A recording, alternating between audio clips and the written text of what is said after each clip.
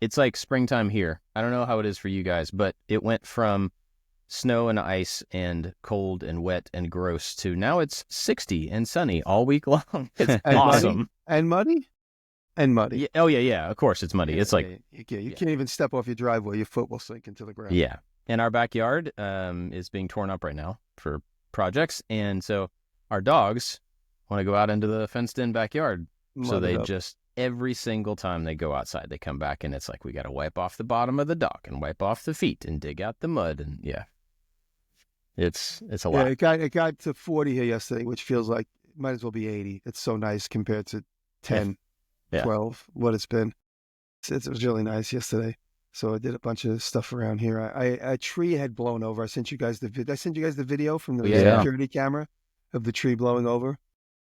In the summer of 22, we had a really bad drought up here in upstate New York, and it didn't rain for like 6 weeks. Several of my trees on my property died, which is really sad. So at this point, I've been here for 20 years, and once I cut down these 3 trees, it'll be about 8 big giant trees, which really define the personality of this property. When I first bought it, about 8 big trees will have had to be cut down, like 100-year-old trees. And I have to cut 2 more. The ones you guys saw fall the other day was one of those trees. And so I cut that up yesterday with this weather. Me and Mike cut that up, and I cut it into 10-foot sections. I was able to get 4 10-foot sections out of what fell on the ground. And there's still another piece standing that's about 20 feet tall, which I'm not ready to cut down yet because it defines a fence line on the property. And that's crazy. That's a lot. Yeah, 40 feet worth of tree fell down. And the tree broke about 15 feet high from the ground. So the wind broke it at about 50. So as I said, I still have a 15-foot stump to cut down. And if it had fallen from the bottom of the tree where it hits the ground, it would have smashed my whole porch. But because it fell there, the juxtaposition, the tip just clipped the house and didn't damage anything, just some branches on the roof. So I got very lucky. So I have to cut these other 2 down because they're certainly as tall enough to hit the house, only a few feet away. Long story, I'm cutting those segments into what I like to think are going to be porch poles. So I'm going to cut them into squares on the sawmill and then turn them into porch poles on I have a long lathe, which I haven't really shown off that much. When I first got it about 5 years ago, I have a 12-foot long wood lathe. So I'm going to make porch poles. That's one of the videos for this coming year is I'm going to make 10 porch poles for the back of my house. The thought of that, of turning something that long, that big, 4 times sounds absolutely terrible to me. 9 times. How? 9? Wait, what? I only got 4 out of this tree. Right. Wow, that's even worse. And when I cut the other trees down, I'm going to cut those up as well. I'll certainly have enough by the time those 2 trees are really tall. Repeat how big you said the lathe was? It's a 12-foot long lathe, and I need 9-foot poles, so there's enough between centers to be able to spin. Where is this thing? We used it on the TV show. Paul and Pat were always on it, but they only used the short end that's on camera. But the lathe bed is 12 feet long. It's like a 1900, maybe 1910 blunt pattern maker's lathe that I bought on Facebook Market for. I paid like $800 for it, but I bought it because it's so long. Because I bought it to make porch poles. Now here it is, this many years later, and I finally have the means to cut the trees and mill them up and start from scratch, versus having to go to a sawmill or a lumber mill and get it. So I'll be able to from the farm to the table. That's what this video will be about. Yeah, there you go. Yeah, so that's. It's nice feeling spring. We're going to be in March in a couple days, so that's it. March comes in like a lion and goes out like a lamb, and then it's going to be my birthday in April. Whenever it's my birthday, I know the spring is here. I celebrate your birthday every day. Thank you. Thank you. Wait, what? Every day is April 3rd. That's funny. Taxes coming up. Yeah, that's pretty terrible. Well, yeah, the idea of turning that much of anything, actually, the idea of turning much of anything, it's pretty terrible to me, but that sounds exhausting. I mean, it sounds like that. How long would that even take you? Just one. You have 9 of them to do, but how long from raw squared off lumber to a usable piece that's I'd say 9 probably feet long? about an hour. I'd say like about 2 hours, but not perfect. But I could rough it out by, have you ever seen how they have the fingers that sit on the lathe, and when you get to the right diameter, the finger falls? So I was going to do that. So I was going to take a factory mentality, like when we watch all these factory videos online where you see people in Asia repeatedly making cuts, or in India making cuts and doing stuff. I'm going to take that mentality and set up a jig so that when I get to each key point on the diameter, that finger will fall, and then you just connect them. And they won't be precisely the same if you were able to put a caliper from one to one, but if you step back and they're all 5-7 feet apart and you look at them, they're going to look fine. So this is maybe a dangerous, dumb question, but is there, at that scale, is there a better cutting tool, or more, like, could you use a chainsaw as the cutting tool or something like that to move along to remove that amount of material faster? It's not a in bad a safe question. way? Yeah, it's not a bad question, because years ago, I developed this idea. I started developing this idea and I abandoned it because it wasn't working so cleanly for me, with an angle grinder, and then it would follow a pattern, and the angle grinder would cut the wood spinning. And I figured, you just put a key pattern, like kind of like a player piano. You just put that thing along it, and then it rides on it, just like making a duplicating machine for an accent. And that might still be something that I do.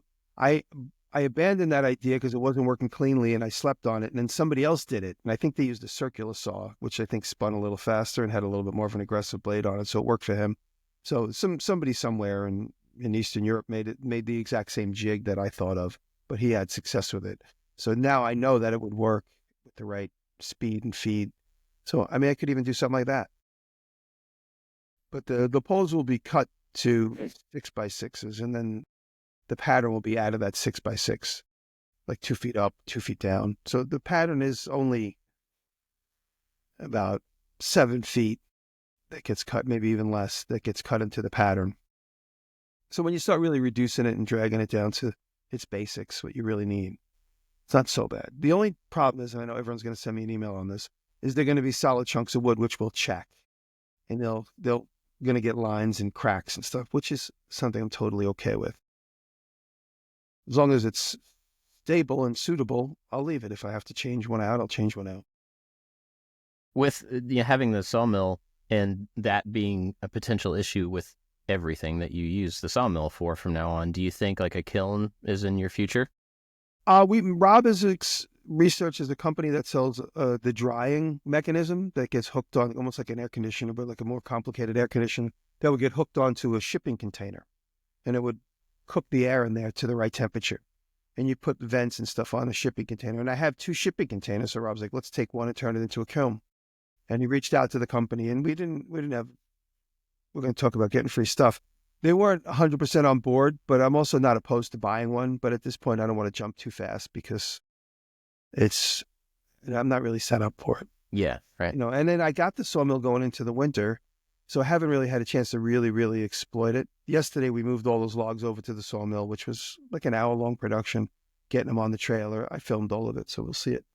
But at the end of the day, this summer, hopefully, I'll be able to get more production. And this is the other annoying thing, having 2 locations, which is always a pain. And your good set of drills are always somewhere else. They're always, you left them at the house, you left them at the shop, and you're at the house.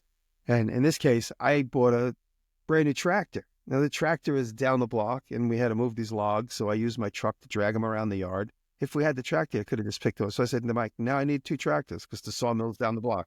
The sawmill's 2 miles away. Yeah. And every time we need the tractor, we got to hop in the tractor and take like 45 minutes and drive it at 3 miles an hour, 2.5 miles. So I gotta get another tractor. Maybe I'll get another free one. I get a free tractor. Can you trailer the tractor? It's a little heavy. It's possible, but I haven't tried it yet. It might be just a little heavy. My trailer is supposed to carry 7,000 pounds, so I could probably do it. I just haven't had the thought to do it yet, because I'm usually trailering like material at the same time as when I need the tractor. So at least the last couple circumstances. Okay, I got it. I got an idea for you. This is a good one. Ready? Okay, so you have those long pieces of tree. So instead of turning them into porch poles, you turn them into helicopter blades. And then you build a working helicopter mechanism on top of your tractor. So if you need it between the two locations, you can just fly it over and set it down. See, I was like living there life you of go. a cartoon character. Man, that sounds like something Colin Firth would be like, oh, yeah, I can do that. Yeah, and it can shoot fire, too. I built a tunnel. Now I'm going to build the opposite of a tunnel. Yeah, right. I'll send you guys pictures of it. That's cool. Any work on the car or the house or the house? I'm still waiting for the weather to break. I'll show you pictures of sending you guys pictures, which is really good for camera. The car is coming out pretty cool, and then I got all the flooring ready for the house. So I sent you guys pictures of the car that I posted on Instagram the other day, so people can see the same pictures. And then the house, you could see 14-foot long, 14-foot long, 6x8s that are going to make up the new floor in the main section of the house. Right where the pile is, right inside that door, there's no floor. Oh yeah, that's crazy looking. Yes. But the car is coming along. I'm really excited about the car. It's one of these projects where I want to rush to the shop and do something on it every day. I got the roof on, and then the roof defines the curve from the windshield all the way to the back. And now I woke up this morning with visions of the next step. Remember I said each step keeps designing the next step? I said a couple weeks ago. I woke up this morning with, should I make the floor metal with like a certain interesting kind of metal I have in stock that have a texture on it? It's like I have a shiny, bright aluminum decking. Steel decking, with the hash patterns I could see on like a fire truck step. Like a diamond plate kind of? That's it. That's the word I couldn't think of. Yeah. And so I have 2 sheets of that, which could become the whole interior of the car, which might look cool because it's a juxtaposition of that texture versus the wood. So I'm thinking that through. And then I have these bead rollers. I could make interior door panels with the bead roller and then have wood on the outside with steel hinges. So I'm thinking these are visions I haven't had up until now. And it's because I got the roof done. Now my mind is like, okay, what's the next connectivity? What's the connective step? I got to do the roof, the floor, and then everything in between. Have you thought about interior stuff at all yet on this, or are you keeping it really raw? I'm going to keep the cab itself just like it was, the interior of just to maintain the look of the cab. Oh, I'll tell you guys another funny story. Keep the interior the same, but going back, I'm going to keep it rustic, but I do want it to look purposeful. It's not going to be like drippy glue and stuff like that. Because I could see, drippy glue. I could see, you don't need these, but like the door, the cards, the internal part of the door, that card, like that type of stuff being leather with all sorts of sewn details and stuff in it, like that. I took out right up your alley. I took the seat out. Yeah, definitely. Somebody was talking about that to me. Yeah, definitely. I took the main seat out because it was like a big giant couch full of mouse poop. So they took the couch out, which is the main front seat. So I'll make 2 buckets. I got to find some cool buckets in the junkyard and come up with something cool. Maybe make covers for that. So this is the update. This is the big update on the Cadillac, and then I'll stop talking. But I found a car on Facebook Market. It's a 19... What? You found a car? A 46 Cadillac. It's in Amsterdam, which is about 40 miles from here. A 1946 Cadillac Fleetwood, which is everything we need. A brand new front grille. Well, new to this car, not rusty. New front grille, front bumpers, back bumpers, which is both we need. Headlight bezels, which I need. A full, complete engine, which is what we need. Rear fenders, which is what I need. So it has all these, and then some serious engine parts, which are impossible to find, like the air cleaner and the radiator and the connectivity. So the whole entire car, $2,000. Rob's like, it's a really good car on its own. Do you really want to cannibalize it? I was like, yes. No one's ever going to restore this car. It's a beautiful 46 Cadillac 4-door, but the windshields are smashed and it was sitting. But this is the crazy thing, and I'm going to talk about it in the next episode. So we meet the guy. He happens to be very nice. Usually when you meet these people on Facebook Market, they're horrible. But this kid, Anthony's a really nice kid, and it's him and his dad. It's all their collection. And I said, oh, we're fixing this car up. And I showed him the car. And he immediately goes, oh, I know that car. I saw that video the other day. I saw the guys fixing that up. I go, we are that guy. We are those guys. He goes, you're the guys that were in that video? I'm like, yeah, it was only me and him fixing this car up. He goes, "Oh, that's cool. I watched the whole video." Like, he absolutely did not recognize me or Rob. Like, and it doesn't know us, and it doesn't know our channel, know my channel. But he said, "You know what's cool about that car?" He goes, "You don't know this? Maybe you do know." He goes, "That's from an auction from 2020 where a guy sold 230 cars. A family member died, and the family sold 230 junky Cadillacs and all cars from the 50s and 40s. And your car was in that auction. And this car you're buying from me was also in that auction. So these cars, they're like long lost twins that are back together again." They are 2 of 200 and how many ever brothers? 230. So he said, he goes, "Do you know someone?" He mentioned the channel. I'm like, "I'm not familiar with the channel." He said, "Oh yeah, he did a walkthrough at the auction in 2020. I'll send you the video." So I have the video of the walkthrough of this crazy auction. So I'll pull clips of it and show it on Instagram when I do the video episode 2. In the thing, the guys walk by my car quickly and they go, "Oh, look at that, man. We could put an aluminum bed on that, make that a truck." And then you just see it in the background and they walk by it. Crazy. This car, and the guy I bought the car from, he said, "What do you know about it?" He goes, "I bought it at an auction. I don't know anything about it. I bought a bunch of cars at an auction that came along with it."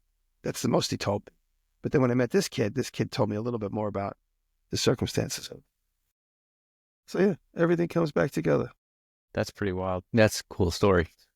Yeah. Yeah, thank you. So that's the story. I'll take a break. I'll let my ears do the talking. What have you been up to, David?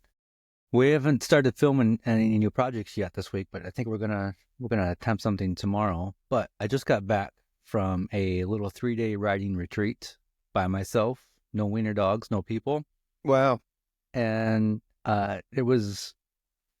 I went in there with like loose goals. I'm like, if I don't come up with any good ideas or anything, I'll be okay with it. It's about just getting away and trying. And I had a couple loose script ideas that I wanted to work on. And then one of them is, I'm not going to give away the exact video just yet, but basically it was like 10 creative hacks. I'm like, all right, I'll think of like 10 creative hacks and I'll borrow from some of the books I've read, David Lynch and Rick Rubin, and I'll put those in there. And as I'm coming up, and I have like 20 of them, so I'm going to do like 10 creative hacks, but with like 10 bonus ones. And then I thought each one of these could be a video on its own. So then it's turned into this whole video series I'm going to do. Cool. So yeah, so I'm going to do a video of like 10 creative hacks. A creative hack in the way that as an artist, you need to get through a blockage or to develop some. What do you mean by creative hack? Let me pull up my list because my memory is absolutely terrible.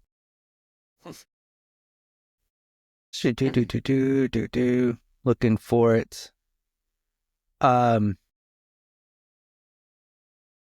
I am actually having trouble finding it. So, basic, like one of them would be like taking a past failure and remixing it, which I have one of those. That's the vase that I just did. There is a let's see. It's like giving yourself like an insanely absurd rule to use for the day, whether that rule is no straight lines or only curves or something along those lines. And so I have 20 of these. And so the first video is going to be, here's the 10 things to make you more creative, especially if you're not a creative person. Use these 10 things. And one of the David Lynch one was, destroy your project halfway through. And then you build upon that destruction to lead you in a different area. So there are things like that. And so the first video is going to be the 10 things. And then the next 10 videos will be putting each one of those ideas into use.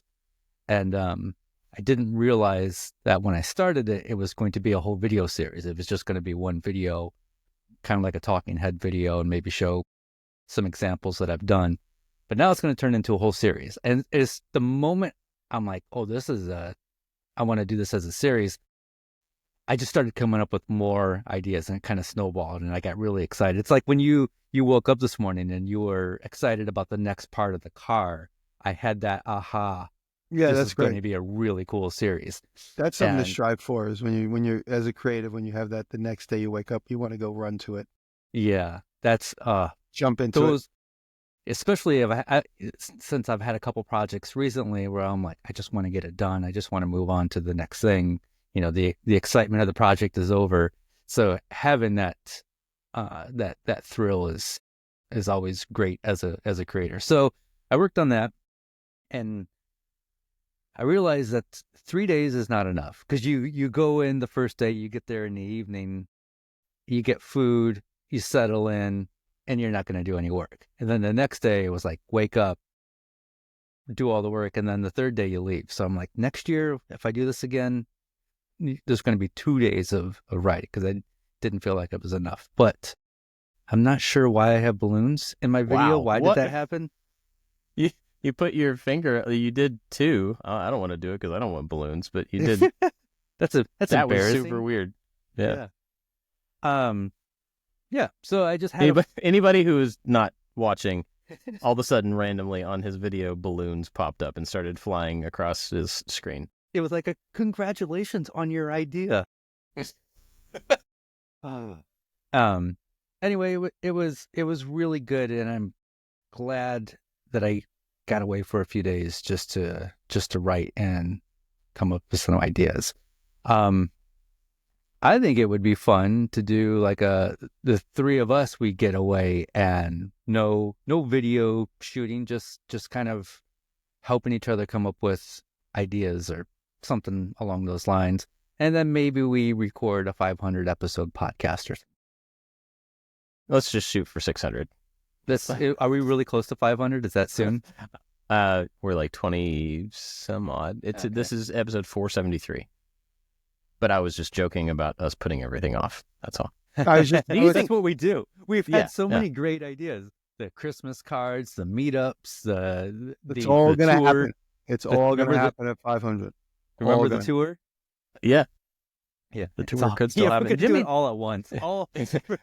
Anything that we've ever said that we're going to do it all at once. Everybody shows up to the tour, and we record episode 500 and 600 back to back. And then hand out cards and posters as they leave. We're done. We did it all. Finally. We did it all, yeah. So, Jimmy, if the three of us were to go somewhere for, let's say there's 2 days of creative time. So you got a travel in day, you got 2 days of the three of us somewhere, and then we leave. Do you think you could manage to be not idle, but like, still? And this is not, I'm not joking with you. Like, is something like that, like, even, does that sound interesting to you? Yeah, I could totally wind down. I could totally do that. I've done it here. I mean, I don't show everybody. I only show everybody when I'm moving around. I don't show anybody when I'm static. That's not fun on Instagram. Well, yeah, that's true. But I mean, I just feel like you're somebody who's just constant, like you've got the ideas and the motion to just constantly be creating. And it feels like being forced to go sit somewhere out of your element and talk or think, without being able to like do action as well. No, it seems like that would be hard for you. I know that it's important to wind down. And I talked about it, how more in the summer, where I chill with the birds and the cats and stuff. I do take blocks of time where I'll just sit in the grass with the cats and just have downtime. I certainly do that. It is really important. I go for long drives up here. It's fun because you could drive in upstate New York forever and find something cool every time you go for a drive, some interesting old town. So I do take times to do that. And if we were going to do that, I would treat that as one of those moments in time. So I would think of it as like, we get somewhere and then the next day we go into our separate rooms and we're going to meet for dinner. And then at dinner time, we can discuss what ideas, projects that we've kind of come up with. But then what I really miss about working at the ad agency is that brainstorming, that when you can bounce ideas off of somebody else. And so, at dinner, we can share what we're thinking about and then have the perspective of somebody completely different chime in and like, that's when the ideas really, really start to snowball. And then, I love going to thrift stores and antique stores. So I would like maybe a day out of just going and gathering inspiration. Yeah. So we have to find a place that has solitude and cool stuff to go see. Yeah. Yeah, there's cool stuff everywhere. You just that's true. That's a good point. That's a good point. Well, cool. The video series sounds interesting. That sounds like do you think those would all be like, would you strongly tie them together to that initial list, or is that more of just like you have kind of an impetus for videos that you would use to create videos? And I think I would strongly tie it together to the list, so the videos can kind of play off of each other, and I can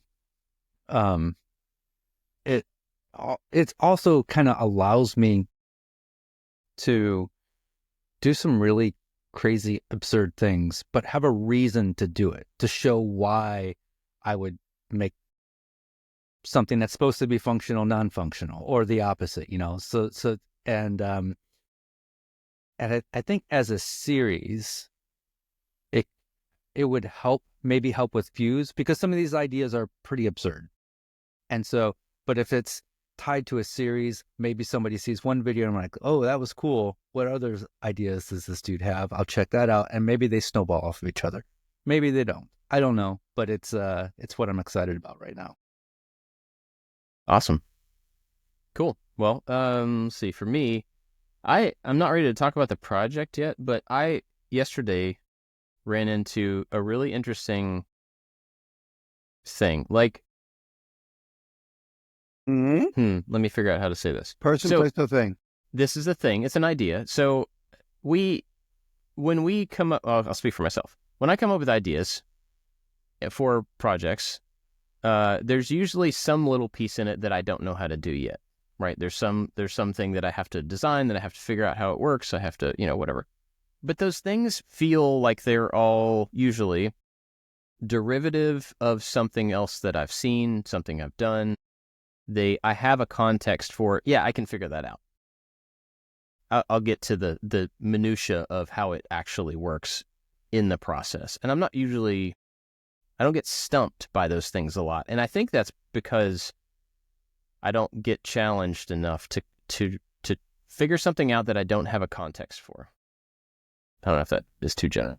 Mm-hmm. Yesterday, started working on this little project, and it was one of those, I'll make a hinge. I'll make my own little hinge thing for this, and it has to have this, and it has to do this, but it can't do this. Like, it's no big deal. I'll figure the hinge out. And then I started actually going into Fusion and trying to design the hinge, and I got stumped. I got stumped by how I would even go about drawing this thing in Fusion. I got stumped about geometry in my head. Like, am I thinking about this in a way that is realistic? And it was the first time, and as long as I can remember, that I sat here at the desk with my head in my hands, just thinking about, like, how do you do this? Like, where do I even start? And it's not that complicated. It's actually really funny that it's not that complicated. But I could not, for anything, figure out where to start and how to do this little simple thing.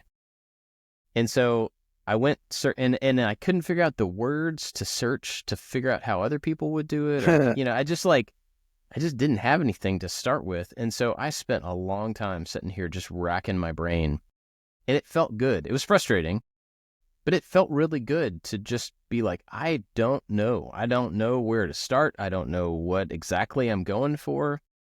I'm probably simplifying what I'm going for in my head, which means I can't search for the right thing to actually make it happen. Anyway, ended up finding a little bit of reference for somebody else doing something that's similar, but it gave me the little like, oh, got it. Okay. And then I started working on this thing. But getting to the final result was cool, and I'm still working on it, so it's not really done. But just, I don't know. There was something new, something abnormal, and something really fun about being lost for a minute, about just like, I don't know what to do here. And then getting frustrated about that a little bit, and then all of a sudden having one of those aha moments. And maybe that's it. Maybe I don't make the opportunity to have a whole lot of real deep aha moments when it comes to designing things. Like, maybe I'm not pushing myself far enough. Maybe I'm not trying things outside of my skill set often enough. I don't really know.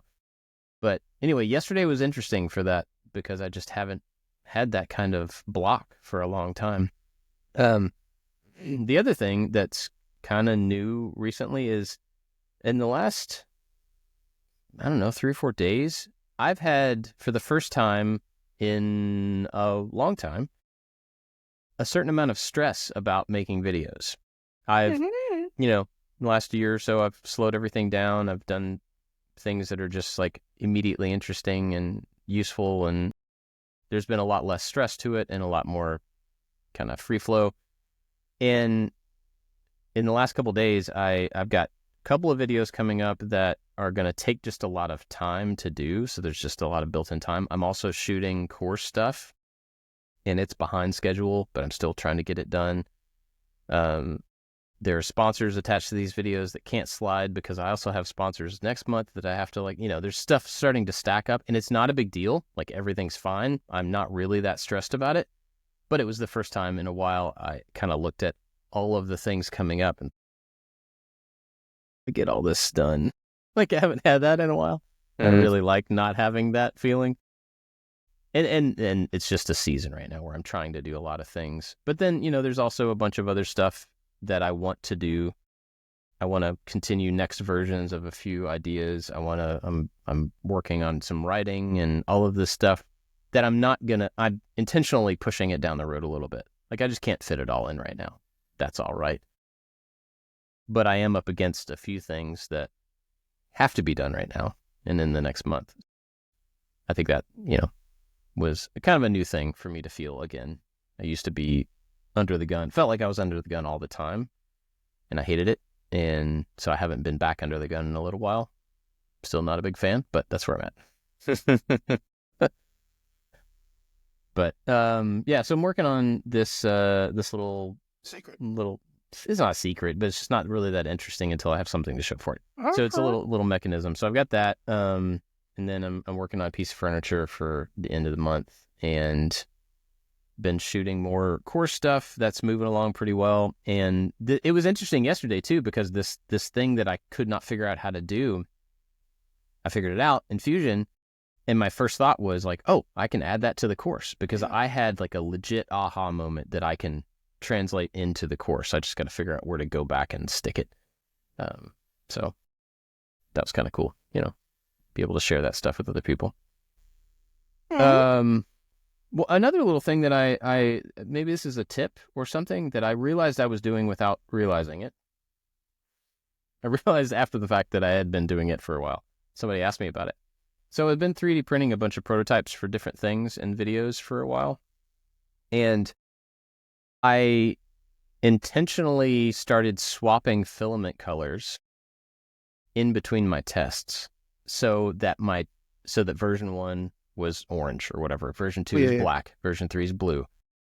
And I did that to show progression, but I didn't really think about it. I mean, it was just like, well, I'll be able to keep track of which one's which if they're different colors, and swapping filaments, no big deal. So I did that. Somebody asked me about it recently, and they were like, is that how you keep track of your iterations, by doing different color combinations? And I was like, well, it's mostly for the video, but I guess it is. And then I looked at my desk where I had a bunch of different prototyped pieces, and they were in color batches. I'm like, oh.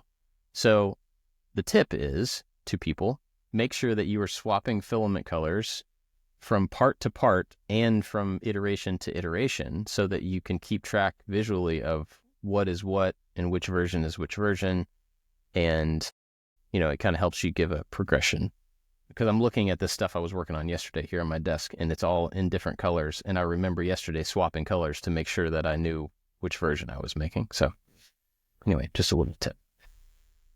Other than that, got some cruiser news, but we'll save that for the after show. Like legit news. So that's kind of cool. We did have a topic, though. Yeah. I wanted to Jimmy. talk a little bit about the glory and the guts and the glory of getting free tools a little bit, because we all have experiences with getting free tools. And at this stage of the game, it's not all it's cracked up to be. Sometimes You just go out and buy it. Occasionally I go out and buy tools. I do that more often than not. And somebody will always send me a message, be like, hey, they follow you. You should have sent a message. And sometimes I realize it's just a lot easier to go and buy a tool for hundreds, $10, $20, $30, $40, $100, $200, $4,000, $3,000. It's easier to buy that tool than to have a communication with a company. And I said it. Remember when we first started, we would do anything to get anything free. Because not only do you get free tools, which is obviously cool, but more than anything, it's the acknowledgement of the company. It's the acknowledgement that wow, somebody believes in me. And that's huge. And it's great. I remember the very first real video that I got paid for was this oil, this like pre-mixed oil. I can't remember what it's called. True Fuel. It was like the first video I got paid for. And that was exciting. It was like the first time somebody acknowledged what I was doing was like worthy, had value. So that's exciting. So in the evolution of a young influencer, it's really important to have those moments. But the older you get, or the more you stick around long enough, you're able to afford some things. You're able to make a little bit more money. Sometimes I choose my battles. Now, when anybody comes at me, I have this guy, I'll tell you a little bit, and he might be listening. It's fine if he's listening, because I'm not going to say anything disparaging, because I already said it to him in the email. What? No, it's just, I have a guy that says, I have companies for you. I said, okay. And it sounds like it could be leading up to him giving me a link saying, click this link for an appointment, which I'll never do. Never send me, even if you're my closest friend or my brother or my sister, never send me a link because it won't get clicked on. I'll just go, that looks cool. I'll never click on the link. I won't even know what it is, but you'll think I saw it and I won't see it. I'd never click on any links ever. And if it's really important, I'll say, send me a screen grab. My phone's not working. And then you'll know that I did not click on the link. I need a screen grab. I need a screen grab. My phone's not working. It worked. And so this gentleman says, send me your analytics. So I just said 2 million followers, 400 million views, Instagram, 240,000. That's my analytics. Oh, he said, send me your deck. And I sent him those 3 lines. I go, that's my deck. And he's like, you don't have a deck? I go, I have no deck. There's no deck. This isn't advertising agency in the 1980s. I don't have a deck. I go, you can go look at my analytics if you want. And then the other day, he's like, send me some screen grabs so I can better focus who I'm going to shop you to. And I flat out said, I go, send them my channel. If they like me, they like me. If they don't, they don't. That is the chemistry behind this type of marketing. My work speaks for itself. I said, my work speaks for itself. I said, either they have passion for what I do or they don't. What am I going to say? I have this many more Russian followers than South America. I go, none of that matters. I go, it's a human thing. It's a human touch. If they like it, they like it. If they don't, they don't. I said, I'm sorry I'm being blunt. I said, but that's it. I'm not going to deep dive. I go, what are the analytics going to show? That this company is going to give me a free screwdriver because I have this many more followers in Brazil? I was like, it's ridiculous. So there you go. So the overall point I'm making is either there's chemistry with a brand or there's not. And sometimes I get stuff, some companies just send stuff and you get it and you're like, oh, cool, thanks. They never even send you a conversation or anything. And you get a box of stuff and you're like, oh, that was such a nice gesture. Let me talk about them. But then when you get in the weeds with some other companies and like, we need this many posts, we need that many things. And then I hear that sort of horror story with other people. And then if they have a decent product, I just go buy it. And this way I have no obligation to say anything about it. I use it. It's in the background. If I feel like it, I'll cover the logo. But sometimes in the opposite end of getting free product is getting really complicated, expensive free product, and they give you no support because you didn't pay for it. So there you're on the low end of the totem pole, and the entire giant company doesn't know who you are when you call in, and you can't get the machine to work, and then you get no support from them. So that's the other end of the spectrum. I told you guys some behind the scenes stuff. Yeah, you're speaking like that happened to you. Yeah, it did. It is happening to me, which is why I'm a little frustrated about it. But I also told this gentleman I said, by the way, I have an agent and I've talked to every brand. I've had little tiny, if not bigger deals with every brand out there one way or another. I said, so I'm not brand new to anybody you're going to approach in my estimation. I said, but I will only take deals that last 1 or 2 years. That's another thing at the evolution of our careers is that I don't want to do one video for a tool brand because tools are the things that stick around. I'll do one video for an insurance company or some sort of service or like BetterHelp. I'll do 1 or 2 videos for them. But if it's something that's like a workshop thing, I want to develop a relationship because if I do one video, it's something that sticks around. It lingers in our community. So people, for instance, I did a couple things for DeWalt and everybody thinks I still have a relationship with DeWalt. I haven't talked to anybody at DeWalt in 7 or 8 years. But that's what happens when you do one branded thing for somebody. So if somebody does approach me with a one video for a tool, I most often say no.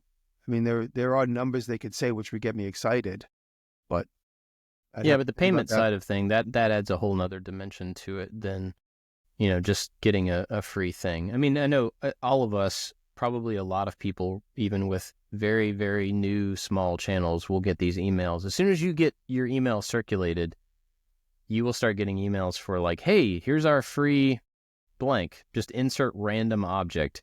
If you'll do a review on it, then you can have the thing. And I mean, I get them daily, every morning. Every I wake morning up. we get 5 morning. I read a couple of them last week.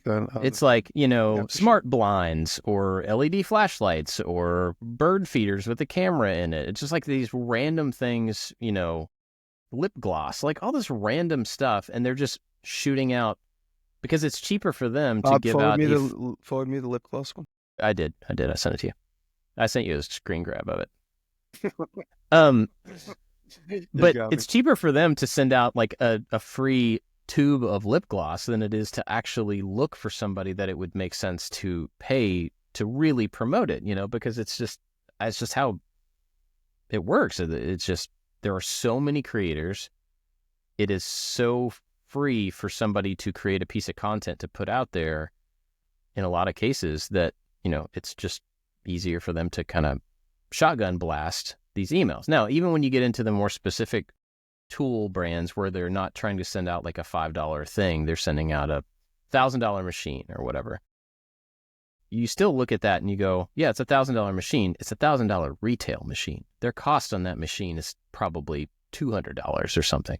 So it's still a different thing, but it makes more sense for them to find somebody that, yeah, we want to send this specific person this machine because we know that it will get shown to the people who actually would buy it, not sending me lip gloss because nobody watching me is going to buy lip gloss because I used it.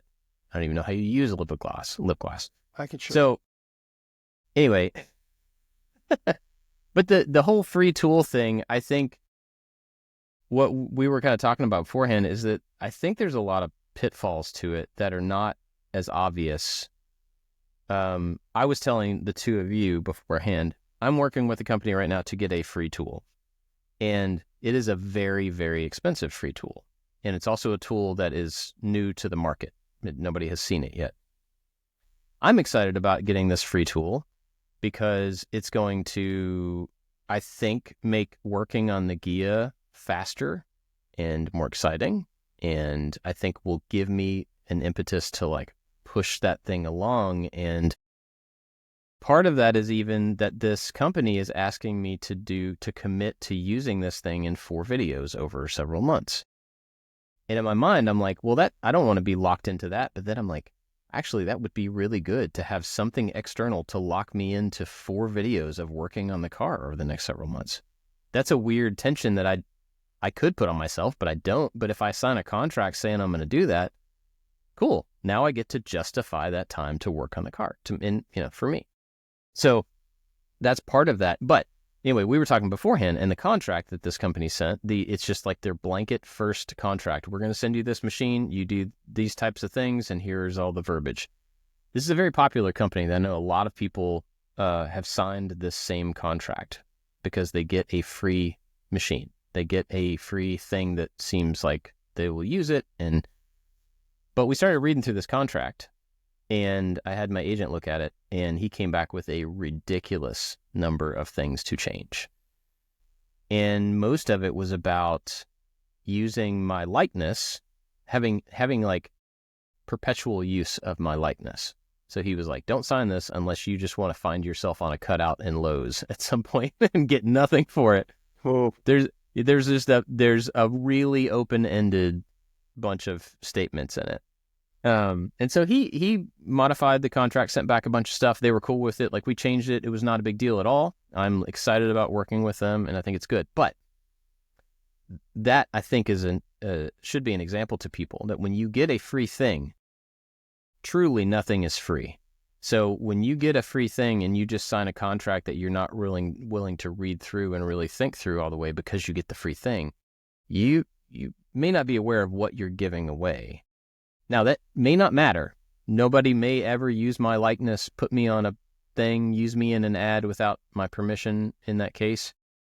But they could legally because you signed the paper, So there's a potential hidden cost in taking a free thing from that perspective. But then there's also just like you started to say, Jimmy, the commitment and the expectation between you and the company has to be really, really clear about what they are expecting to get back for giving you that free thing. Because otherwise, if you don't meet their expectation because you didn't know about it maybe, then they start badgering you. And they can bring legal action against you, especially if you sign a contract. Yeah, I've never had that circumstance, by the way. I haven't either. Yeah, I haven't either. But it is like a legal possibility, I have had companies who kind of expected performance of videos to be better than they actually were, even though we never agreed on a performance benchmark. And they've come back and said like, oh, well, you should really do a make good. That's what they call it. Like, do a make good post. Yeah. I remember having that conversation with Mark a couple of times, and I was like, I'm not going to guarantee the views on anything. Yeah. I said, if that gets down to it, I said, we just don't have to do a deal with them. Did have something maybe a year ago where Jimmy and I share an agent, Mark, and they're like, they want this many views. And I was like, what happens if we don't get this many views? And he's like, we just do another video. And I was like, I'll take it. And that's the only time I've ever done it.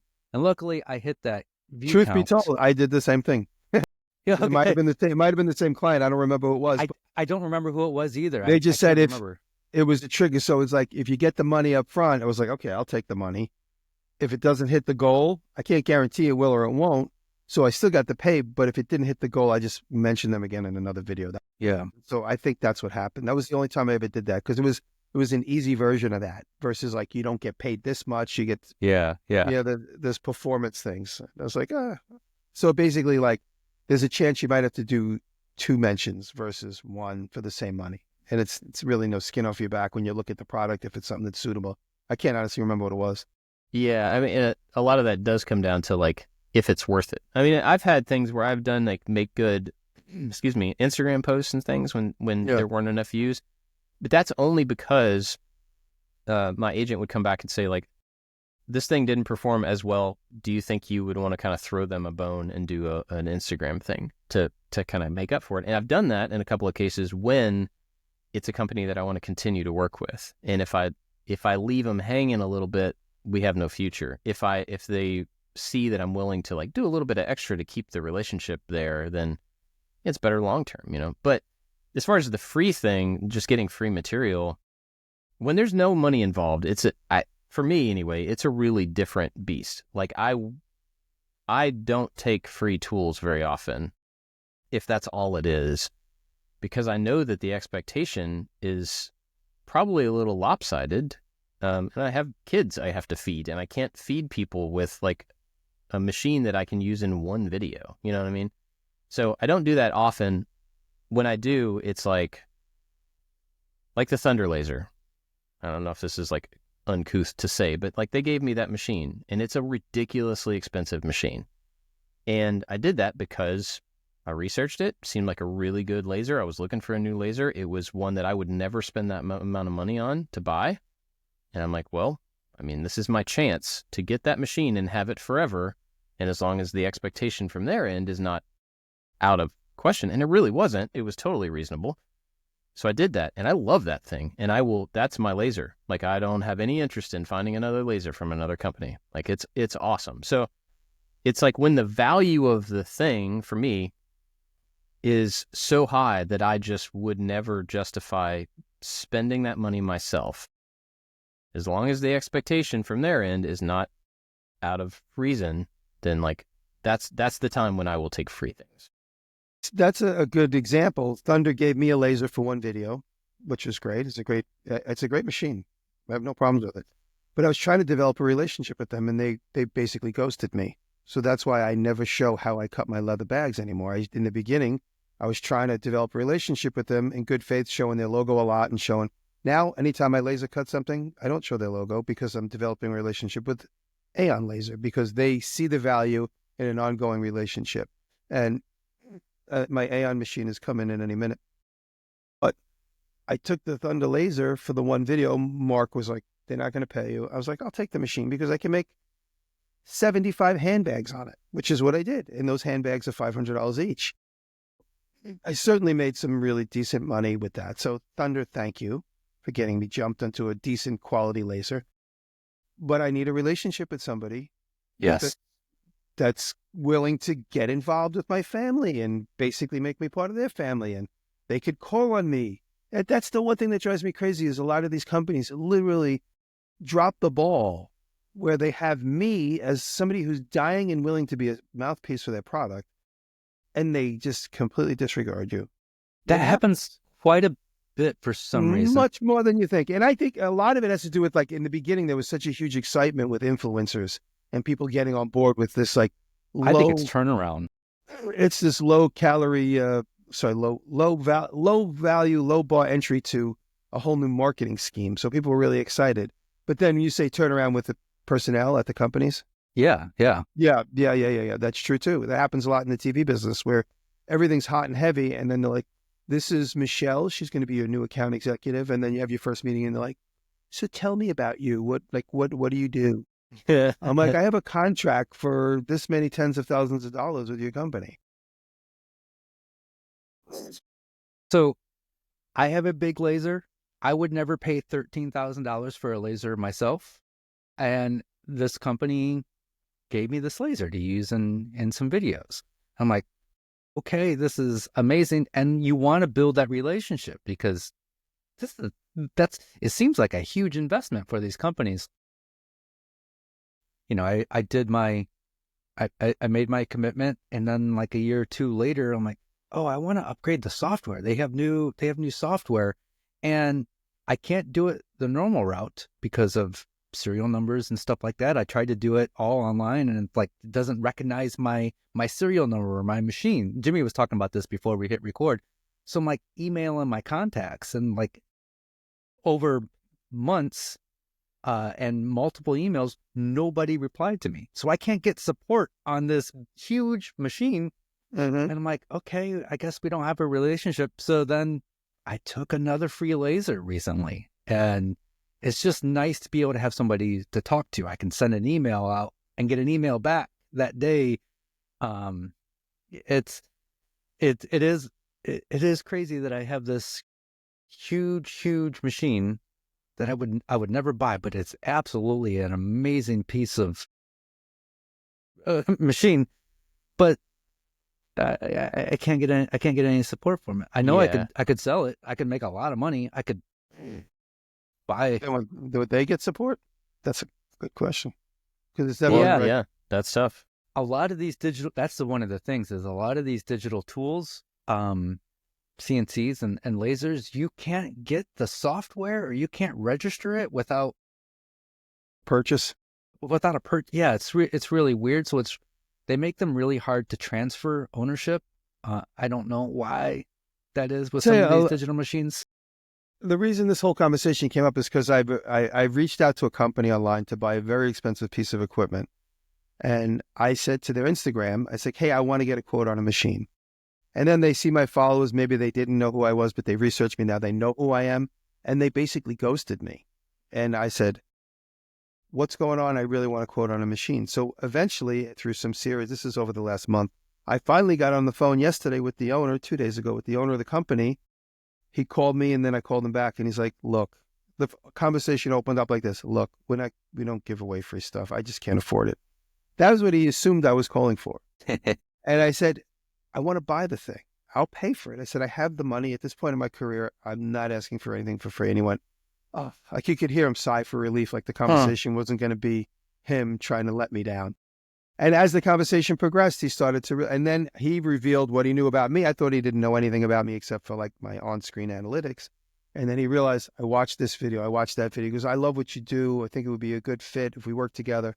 And I said, just give me a quote. And by the end of the conversation, he's like, look, I'll give you a good deal on a machine. I'm not going to make you pay full price. I said, great, that's fantastic. But I went into it full-heartedly thinking I was going to pay full price.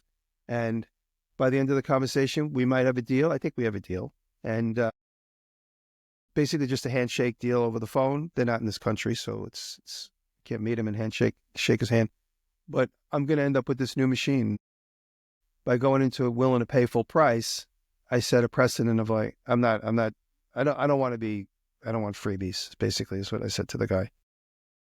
So I think we're off to a good foot. When the machine comes, everyone's going to see it and they're going to know what it is.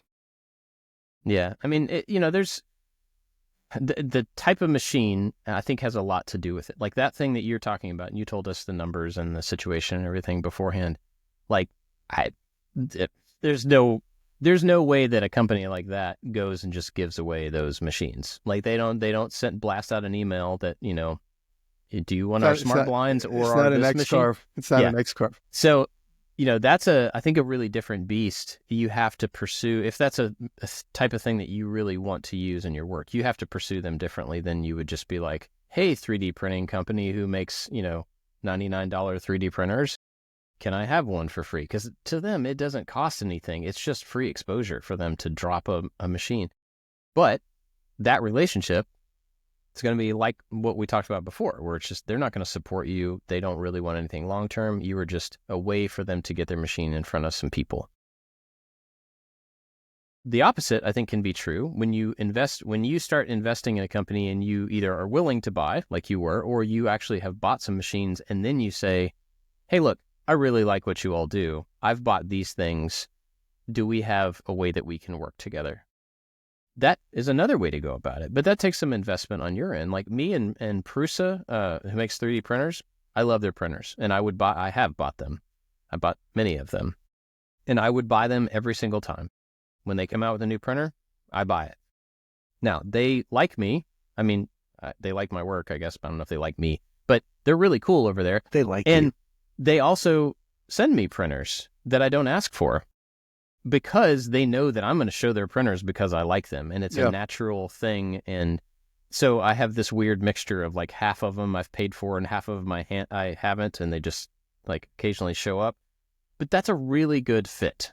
I like the people. I like the product. I like how they go about making things for people way more than most other 3D printing companies. Like I would not do that same type of thing. It would not have that same type of relationship with most other 3D printing companies because they're just not that company. You know what I mean? There's something different there. But when it comes to these other companies that make really, really expensive, unique tools, like this one that I'm vaguely talking about that's coming up for the Gia, I'm really excited about being able to use this tool. I don't know if it's going to work. I don't know if anybody else is going to be interested in it, but I'm really excited about giving it a shot. And so that was the reason for me for this one to be like, okay, let's go down the path and see if it's worthwhile. Well, I talked about, you're saying sometimes you could jumpstart a relationship by buying the product. And I bought the Kubota. I bought it 99% because I needed it. There's so many times I enlisted people with this equipment to come and do services for me around the farm. And my buddy would leave me his tractor here to play with and use around the farm. But then I come out and it's gone because he needs it to go do a job. And I was like, you know what? I need one. There is a 2% chance that maybe they'll care that I own some of their equipment, and I'll take it from there. But I committed. I bought the machine, some accessories, everything, and tagged them in a couple of posts. They ignored me.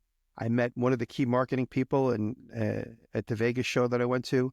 Everything seemed like it was okay. Sent her an email with some of the examples of me using the machine. Haven't heard a thing. So I'm just going to go make some magnetic stickers that say Diresta and Kubota orange and cover up their logo. Every time the machine's on camera, it's just going to be a Diresta machine. If they want to pay me to take the stickers off, then I have a bargaining point. But they don't care. But they don't care. Yeah, it's just like you painting your tools way back in the day. They don't care. And that's it. I thought I had developed a relationship. I thought I began what could become a relationship. It was really just a handshake and I heard about you. Oh, that's really cool. And I was like, hey, I bought this piece of equipment and I have these other accessories. Maybe if you want. The reason why I wasn't really eager to even try, first, I'll go back a little bit. I met Kubota online and the marketing person was really excited about me. And he says, this is like 7 years ago. He says, I'll bring you up in the meeting. And then he brought me up in the meeting. He's like, yeah, we're not doing it. You don't have a big, I was like, okay, fine. So all these many years later, I never tried anything. But I see other people working with Kubota. And what they do is they get a piece of equipment for several months and then it goes back. And then they get a different piece of it. And those lag times in between getting a piece of equipment and dropping something off and getting to try. I mean, I felt that I would probably get lost in the mix and it would be like, I get used to using a piece of equipment, they take it away and they'd be like, you know what, let's not give them another piece. So then I'm in this weird purgatory. So I said, you know what, I got the money, I'll just buy a piece. If it turns into a relationship down the road, that's just gravy. In the meantime, I'm not banking on it. I'm not in some purgatory where I'm waiting for a new tractor to come because it's the new hot thing. I said to her when I met her, I said, I got the machine. If there's any accessories you guys want to show off, you want to let me play with some accessories or whatever. Or if you want to subsidize my tractor, that's great too. But there's nothing. So I just looked up the orange sticky paper that comes for my vinyl cutter. I prefer to work with sponsorships.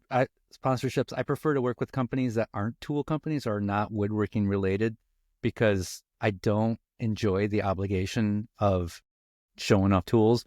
Like, I love working with Squarespace because they don't care what the video is about. I know people get sick of it, but I get to keep making videos because I get to keep working with Squarespace, and they just care about their 60 seconds, and I get to do whatever I want. Now, I have taken my share of free tools, but generally I have a no logo in the shop rule. And because I'm like, because you get tired of the comments of like, oh, you were given that tool. And so I've covered up or removed logos. And I got a comment recently saying, oh, you covered up the Festool logo, so they'll pay you to put the logo back on there. I'm like, I can't win. Yeah. Just say exactly. Say, wouldn't you? Yeah, exactly. And my Festool miter saw broke down like a couple of years ago. The motor burned out. I had to send it in to get it repaired, and I took all the logos off. And when I got it back, all the stickers were back on there, which I thought was hilarious. Yeah. Oh, so they were like, "Oh, this one's defective. Let's fix it for him." Yeah, that's funny. But I did a video 2 years ago, and it's a shop tour video, and I go. I tally up all the tools I paid for, and I tally up all the tools that were given to me. And I really, really thought it was going to be way more paid for. And I was a little surprised and kind of embarrassed by the end result. But it was mostly because of that $13,000 laser. Yeah, I was going to say the ones that you've taken, the reason that you took them is so you didn't have to pay for them. And that, yeah. But it was, hopefully it doesn't sound like I'm whining about where I'm at and all the stuff I've given, because I probably wouldn't be, I definitely wouldn't be here if it wasn't early on of like getting that X-Carve machine. And I bought my first saw stop table, but then they reached out to me like, hey, you use a saw stop. Would you want a bigger table? I'm like, of course I want a bigger table. And it kind of built up and snowballed over the years, and I'm where I'm at because of working with these companies. And I'm not whining 100%. About free tools. Yeah. I'm not whining about it either. It's just a double-edged sword, and the people that are either on their way up or just starting, just be aware of all the options and don't jump on everything that comes your way, especially those Temu things and all that other here's my Amazon store stuff. Just stay away from all that, because then you get yourself into these obligations, and then you feel dirty when you're showing off a hair curler and you don't even have long hair. There's almost like 3 tiers of tool companies. There's the one tool company that just does the blanket email, sends out to everybody, like, play with our $100 laser engraver. Then there's the tool companies. I don't want to mention any names, but you have a direct relationship with them. They're not so huge that you have a direct relationship with them, which are fun to work with because you deal with the top people there and you get to know them.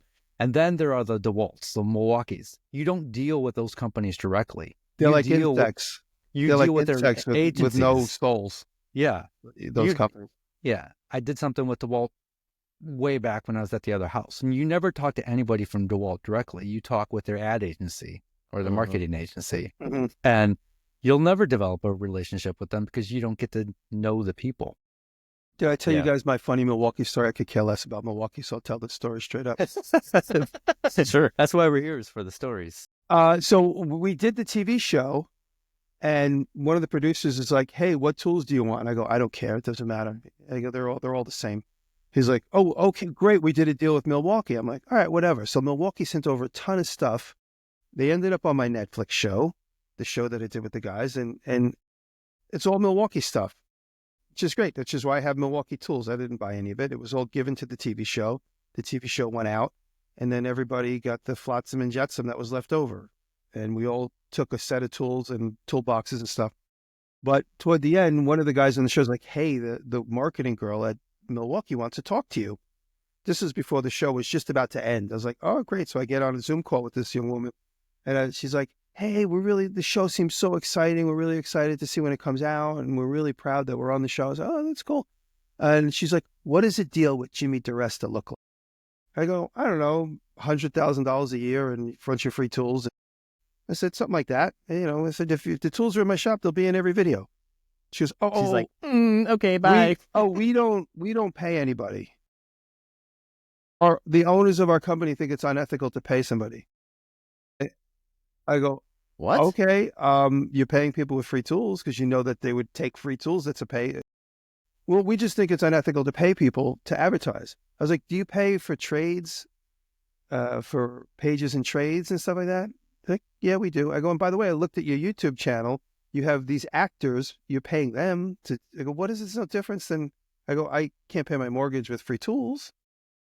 She's like, "Yeah, it's just the thing from above me. I can't change it." I was like, "All right. It's nice to meet you. I'll see you later." And we were on the phone for 10 minutes.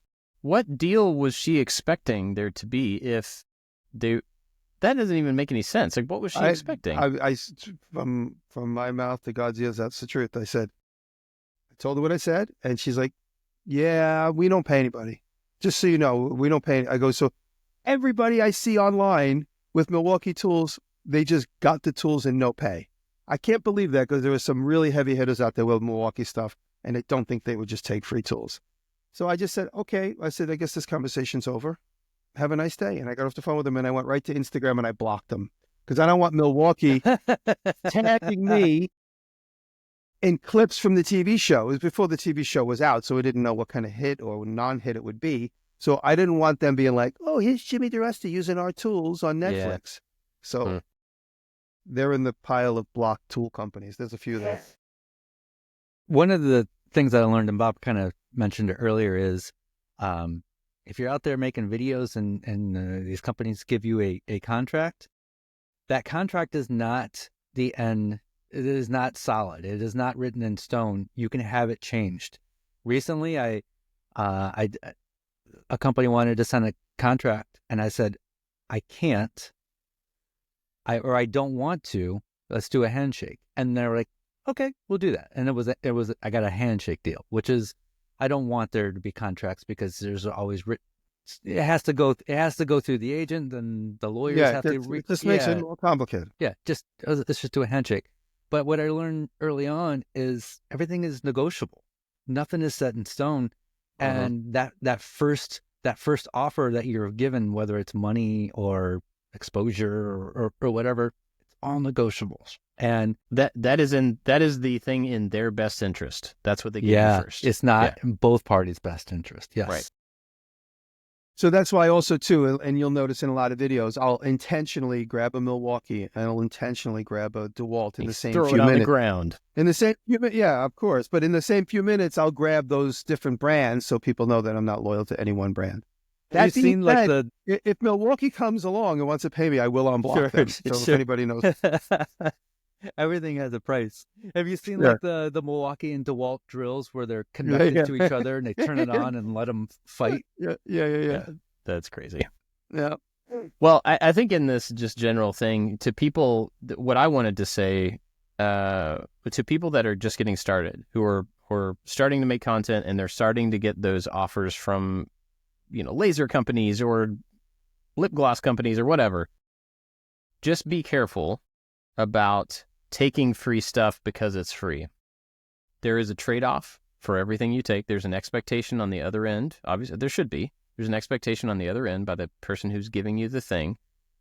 And if you get a contract, make sure that you actually understand what is in that contract. It is not a good thing or a bad thing to take free stuff. But I think you need to be really careful not to just to look past potential difficulty because it's free, and be like, oh, yay, I got a free laser engraver. But will that actually make your business do better? Will that give you opportunities? Will that grow something for you? Or is it just giving you a chance to show off somebody else's stuff one time? Because that's probably not worthwhile. This is the perfect use case for AI. You're given a contract, upload it to one of the AI, ChatGPT or Claude or whatever. It will summarize the contract for you and put it into words that you can understand. It is great for that stuff. My contract advice, I tell everybody, look for two things: how much you're getting paid and when it's due. And if that works, sign it. Don't read anything else. None of it matters. Do not listen to Jimmy. Don't listen to Jimmy. Everything matters. Everything has to have, you have to have an end date. There has to be a termination end of contract date. The relationship always ends before the contract ends. You stop talking to each other before the contract ends. It always happens. So he's probably not joking, but he should be joking because there are so many other things in a contract that can be very dangerous for you if you don't at least know that they're there. None of it matters.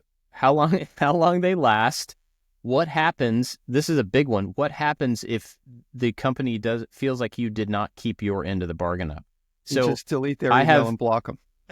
I've had contracts in the past that say if you don't make enough money, then you have to cover the cost of the tool, then you have to pay a percentage of the tool cost back every month until that money is made.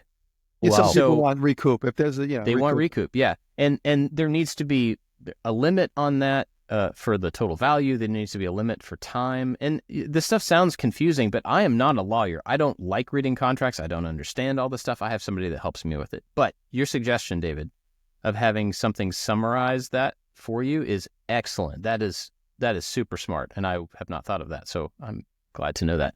But something like that can help, or if you have a friend who just has more experience with it, whether they're a lawyer or not, knowing what to look for. Just don't just be, look past the fact that it's free and just ignore the other stuff that comes with free stuff. Nothing is truly free, I don't think. So, except for love. Love is Wouldn't it be funny if what I just said ended up in ChatGPT, like in the Flotsam and Jetsam, which I used twice this show, I know, because I just saw the word written in ChatGPT, and then somebody puts that contract through and it just says, like, you're getting paid and it's due here. That's all you need to know. Yeah. Suddenly ChatGPT takes possession of my advice. That is a real possibility. That is the world we are navigating right now. Yes. All right. Any other thoughts on this free stuff? Everything is also like Dave said. Everything's negotiable. You gotta just go into it, and if it feels right, go for it. If it feels like one of the most giantest that's not a word. One of the most giantest corporations in the world says, "Oh, we only give out free tools because we feel it's unethical to pay people." Get off the call. Yeah. It's okay it's okay to take free tools as payment if the situation is right. Because I did it, and look where I'm at now. I'll tell you if this is another one more story, because now I'm starting to get heated about remembering stuff. Yeah. I felt cheated because they gave us all those tools and then it was on the Netflix show. So I felt cheated. Like I felt like I was taken, because I don't know if it was intentional, but it felt that way. I'm like, I just got you on Netflix and you say you don't pay anybody? Like that was what I was thinking, right? Yeah. The show was done. Same thing happened with Crescent Tool, which I will throw under the bus, which is why every one of my Crescent Tools have their logo ground off. I got approached by some marketing company called Fire, I think is what they're called. Fire Festival is what I like to call them. A company called Fire reached out to me. Oh, we represent Crescent Tool, blah, blah, blah, blah, blah, blah, blah. This was all leading up to the TV show. That was when I was popular. And Crescent said, well, the Fire agency, whatever they're called, said, we made an agreement. We actually had a full agreement in email. They were going to pay me $30,000 and give me all the Crescent tools. And I said, the show's shooting. If you guys want to send stuff, they sent over 6 tool bags for everybody on the cast. Everybody got a big Crescent tool bag. So all the hand tools in the show are Crescent. This big giant toolbox showed up, and it's one of the big toolboxes I use. They sent me this. As soon as the show was over, and again, I don't think the timing was malicious. It just seems suspect because they didn't know. Mark goes, can you believe this BS? And he sends me, and it's like, yeah, we've decided to go in another direction. And I wrote a really long scathing email to my contact at Fire, and she's like, and then her supervisor wrote back to me and said, I don't know why you think you were promised anything. We didn't promise you anything. Because I said, you guys sent me all this stuff you got on the Netflix show. This is going to be published in a year. And now you pulled the rug out from under me with this bait and switch. She's like, we didn't bait and switch you. Nobody promised you anything. So I went back and I grabbed all the screen grabs of the actual contract points before there was a contract. I said, this is why I assumed I was getting paid, because you said you were going to pay me, and this is the email. And she never wrote back. And so all the free Crescent tools I have, I ground their name off of them and covered up the logos for, there's some like mechanic tool company they represent. It's at Home Depot. It's like a black with an orange logo. It's like mechanic shop or something. I forget the name of it. But they sent me all these tools, and thanks for the tools, but I really wanted to pay. So don't buy Crescent tools. I don't think I have any bad relationships or super bad experiences with any tools. There's no company that I won't honestly, have in the shop. Those are the only two, and I just feel like I was bait. And you said it earlier in the conversation, Dave. It's about personnel, because I think I made a deal with somebody that moved on. Yeah. And then all of a sudden, because there was several different people in all the emails, and then all of a sudden the person's like, who's this guy? We don't have a deal with him. Why does he think we have a deal with him? But they should have got their ducks in a row and they should have also acknowledged the fact that they did make an agreement with me, and then told Mark, we don't have an agreement. I don't know why you think we have an agreement, because it was obviously a series of emails. But that was I could have just taken it in stride and not gotten offended and be like, whatever. But I got offended. And then the same thing with Milwaukee. I could have taken it in stride and not got offended, but I got offended. So it wasn't like they duped me. I just thought it was underhanded and not responsible on their part. That's it. Wait, I have another story. I'm kidding. Anyway, who's this podcast sponsored by? Oh, this podcast is sponsored by the Patreon supporters. Good transition. Not a tool manufacturer. Before I come up with another story. Big thanks to everybody over at Patreon that lets us get together and talk and do this show. We are really grateful, especially the top supporters. And we want to give them a shout out because they pay us. I mean, all of them pay us, but all the Patreon people pay us.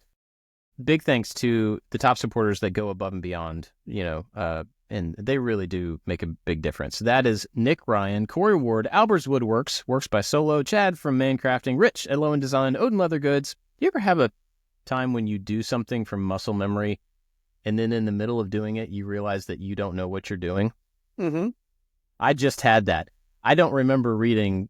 I'm not done with the list, but I realized halfway through the list that I did not remember reading those names. That's super weird. Anyway, okay, let me jump back. Odin Leather Goods, Sean Beckner, Scott at Daddy Yourself DIY, Jeff at the New Janky Workshop, Warren Works, Michael Menedjan, Crabtree Creative, OMG Made, and A Pretty Big Deal. But also people like... I didn't pull the list up. Oh, let's see. Skull Forge Studios. I forgot to pull the list up of other people. we're grateful for everybody and all the support at every level. Thank you. They all get the after show. We had some weird stuff with the after show, like the podcast feed was acting weird last week for some people, and we had one of the episodes had the wrong number on it, and I apologize. But it should be good. And if you don't have that feed, you can go to Patreon, log in, the feed, RSS feed will be right there. You can copy it and put it in your podcast player. You can also watch the video after show on YouTube. That link is in the show notes on Patreon. You can watch the regular show there as well. But that stuff is all there for people. If you want to get the after show, you just want to support what we do, you can go to patreon.com/makingit, sign up at any level. We would be very grateful. That is it. I've got a couple to recommend this week. What do you guys have? I just sent you guys a link for Torben Arman. I hope I say his name right. We've talked in the past a couple times just about behind the scenes stuff. And he's an amazing blacksmith. He's super skilled. And this week I made a fire basket, and a couple people told me about the fire basket that he made, which is 50 times more elaborate and more accurately done as far as blacksmithing goes, because he's a proper blacksmith. I'm just a hack with an anvil and a hammer. So I just want to give him his props. And so somebody posted the link, and I just said, he's my hero and my teacher. So shout out to Torben. Because like I said, we've talked in the past. He might be in Sweden or Denmark. And Torben, if you're listening, there are different accents or letters in your name that I don't know how to type. So I'm not going to be putting them in the show notes, and I apologize for that. But I'm just telling you that I don't know how to do it. So... All right, David, what you got? I'm going with Chris Piasek. Maybe I'm saying that right. He's a illustrator. He does a lot of drawings with he's with words, and just I really like his style. Really beautiful. I think I was playing on the iPad a couple weeks ago, and I was like, man, I need to get better at drawing letters and words. And I looked something up, and he's one of the first ones that came up, and I'm like, well, he is really good. He's a professional illustrator, and he has great tutorials. I have Procreate, and I've been using that, and he has Procreate tutorials, but he also uses Adobe Fresco, I believe it's called. And I have an Adobe subscription, but I've never used Fresco, so I've been playing around. I gotta try Fresco. Yeah.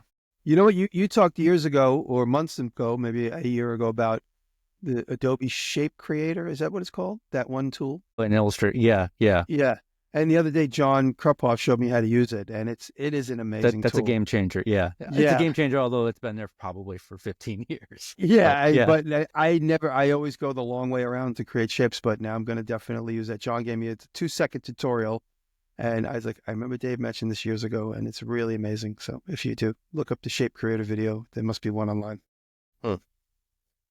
So I have a couple. One is, actually, they're both things that just came across my feed that I don't really know anything about. One is a guy named James Hill. He plays ukulele. And I've heard a lot of ukulele in the past, and it's never done a whole lot for me. Like, it's just not that interesting of an instrument. But he plays, this video came up, and it's him playing Voodoo Child by Jimi Hendrix, which is like one of my all-time favorite songs ever. Yeah. And it is unreal. On a ukulele with distortion, it's awesome. And it's him singing and just like rocking out to the, it's crazy. So, and then I sent that to my brother, because we always send music back and forth. And then he sent me a video back from a long time ago of this same guy playing the Super Mario Brothers theme song on a ukulele. And it's awesome as well. So just go check out James Hill. And then the other thing just came up last night. We were sitting down in front of the TV, and it's a full jungle cabin build in 28 minutes by somebody named Sasha Juilliard, I think. This guy decided to build a cabin on the side of a mountain in Costa Rica, and in the middle of like the woods, and it's really high up. And it's just him walking through the construction process over, I think it took him 3 months to do. And he has, some friends or some people he hired that help with all the different parts. But, he puts posts in the ground. It's all steel frame construction with half of it is glass facing the ocean. It looks really nice. It's all wood and black steel and glass. And it's interesting to see somebody who you can tell like probably has a little experience with design, but not necessarily with building, but he ends up making a really beautiful home in a beautiful place. And it's just interesting to see the entire process start to finish. So yeah, go check those out. You guys got anything else for this week? I have another story with somebody. Another story. You're probably not kidding. We'll talk about it in the after show.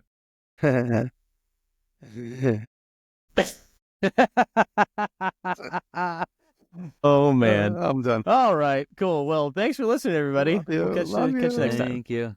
Bye. Love you.